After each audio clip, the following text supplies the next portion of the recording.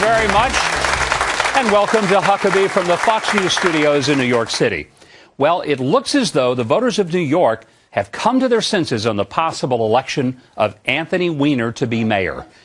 He now languishes far back in the polls. He's actually set a new record for the highest unfavorable rating of any candidate ever polled in New York. A stunning 80% unfavorable. Only 11% see him favorably. And they must be either pornographers, his immediate family, late-night comedians, or maybe people who work for cell phone providers and just need his business. Now, add to that embarrassing spectacle the case of former New York Governor Eliot Spitzer, who's vying for the job of New York City Comptroller. That would be the job that would oversee finance and spending.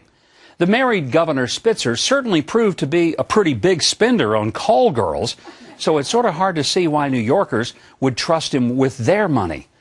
Well, despite the entertainment value of having these and other politicians find it impossible to leave the spotlight, no matter how humiliating it must be for their families and what friends they have left, an issue emerges.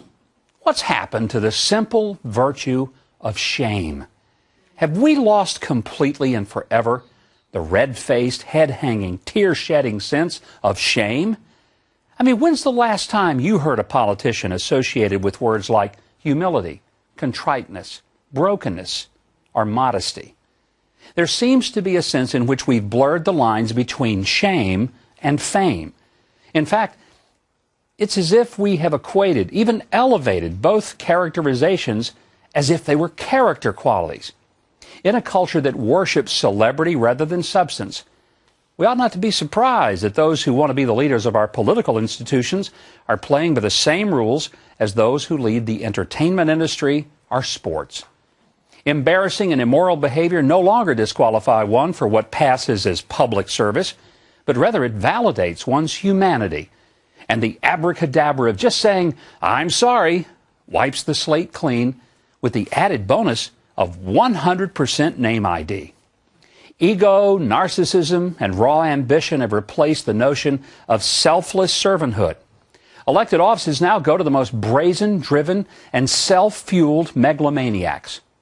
George Washington had to be begged into service as president, and he absolutely refused to make it a lifetime career. Washington would never make the first cut of a modern-day primary that requires one to have the, what I call, Elijah syndrome of saying, "Oh, I'm the only one that God has left." What we don't see enough of is the Jesus model, the "let this cup pass from me, but not my will, but yours be done." Today's political figures are often just that, figures, as in action figures, artificial miniatures of the real thing. Shame and the capacity to actually display the shame that we have is not a bad thing. In fact, it's like humility. It's a good thing. It reveals that we, in fact, do know the difference between right and wrong, and we're utterly disgusted with ourselves when we fail. Where there is no shame, all that's left is fame.